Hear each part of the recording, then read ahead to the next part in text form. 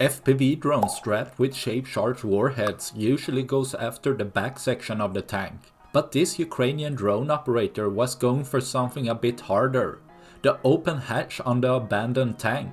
As the drone goes in, a little later an explosion occurs, starting a chain reaction of the ammunition inside, leading to the ammunition to burn off until the rest detonates.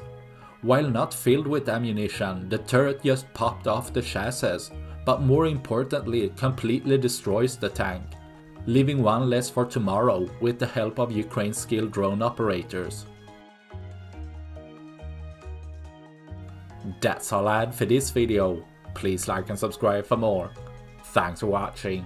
Bye.